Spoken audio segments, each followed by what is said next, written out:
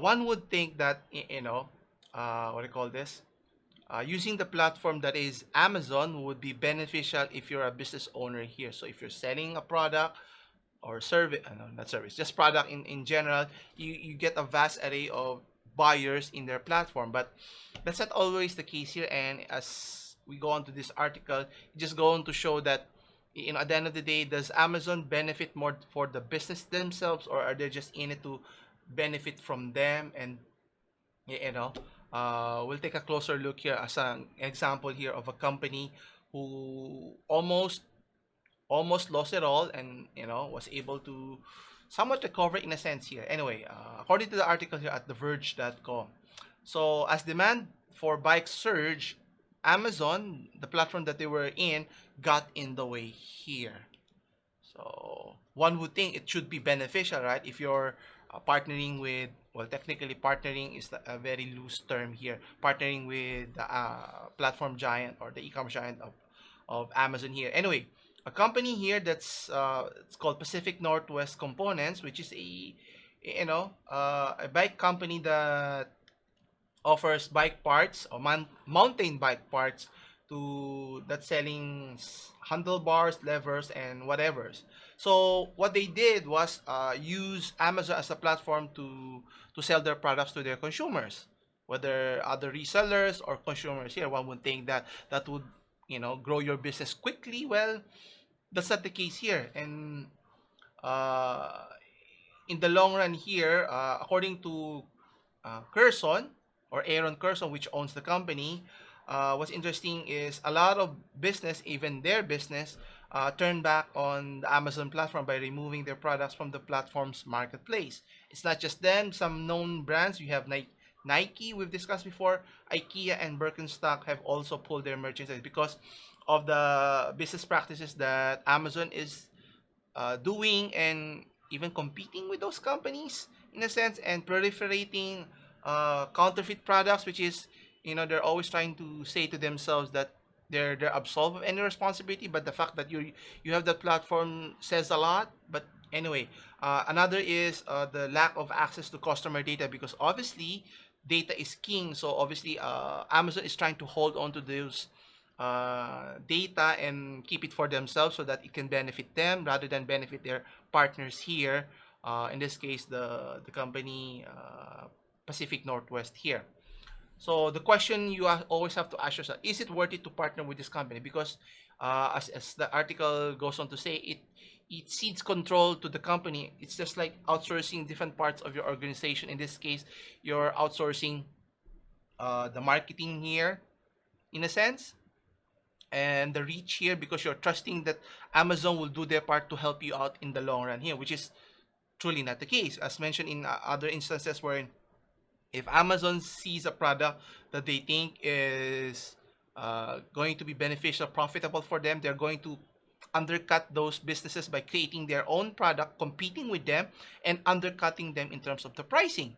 And obviously, Amazon as a company has the resources to even sell that product at a loss, so that the company that they're competing will go out of business first, so that whoever remains, which is them, they can jack up the prices again. So that's just one of the main issues here. And according to Mr. Curzon here, he goes on to say that the responsibility of running a small business has been difficult here, and obviously the pressure of being able to deliver those products in a timely manner or even a faster manner, it's going to be problematic, especially with the pandemic that's going on right now.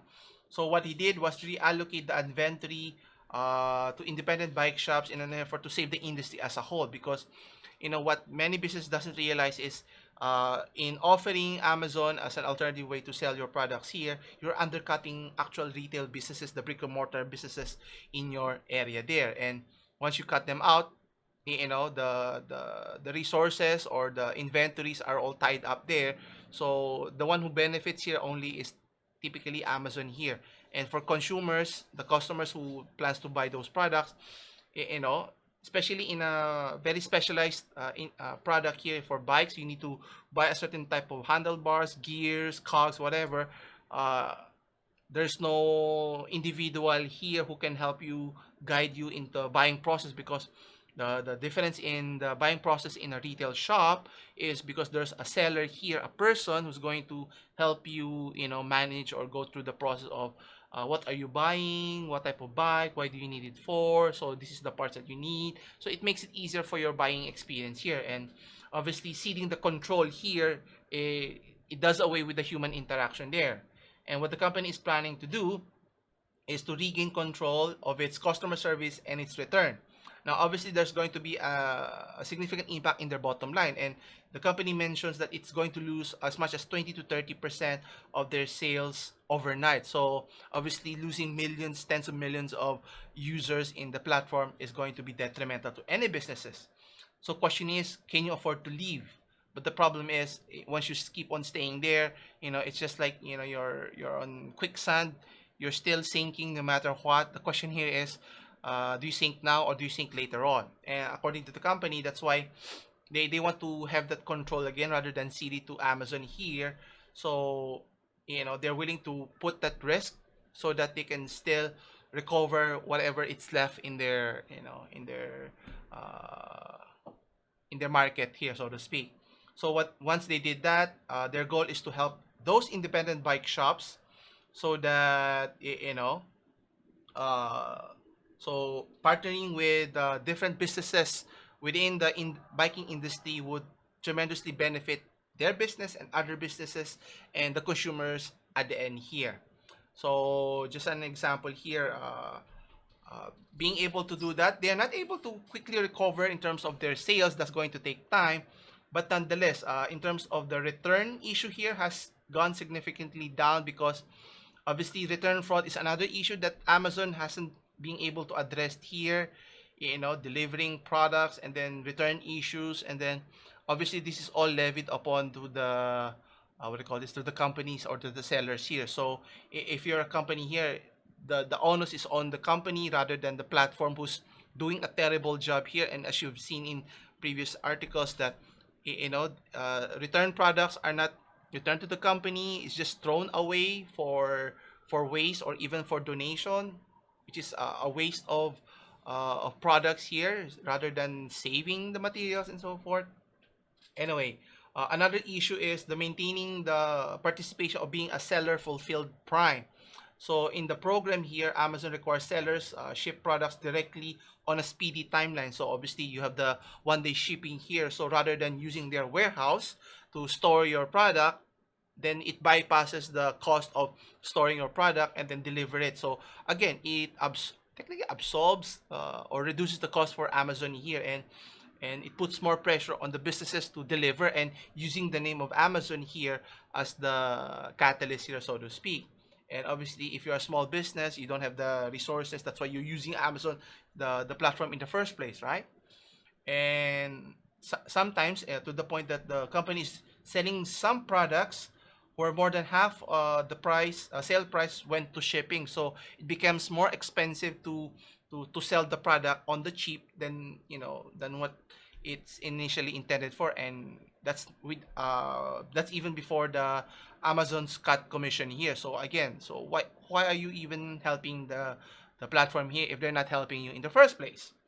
Anyway, so another one, another business you have, Usas Kazukinas, founder of e-commerce research firm Marketplace Pulse, mentions also that Amazon has effectively killed seller fulfilled prime because making it nearly impossible for sellers to be able to do their job and offer this service here.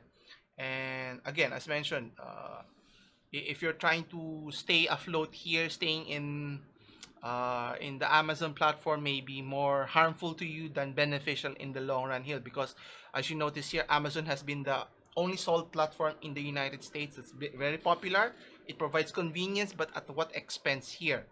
So is it cheaper? Yeah, in a sense, but they could always dictate the price later on once competition is out of the picture here. So at the end of the day here, question here is, like another business owner here, we have Sarah Ford, who has a Texas-based luxury boot brand called Ranch Road Boots. She mentions that she underestimated the additional cost of succeeding to the platform. So it already accounted to 50% of their sales, but it took a couple of years for them to get revenue back once they left the platform here. Now, do they have any regrets? According to the owner here, Miss Ford mentions that they have no regrets. So lesson learned here for many businesses: think twice before partnering with any company. Is it beneficial for you?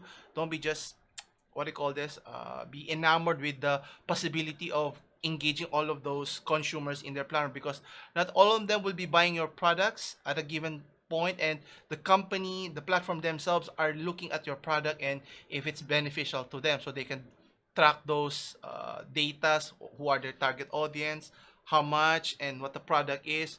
You're just giving your blueprint to their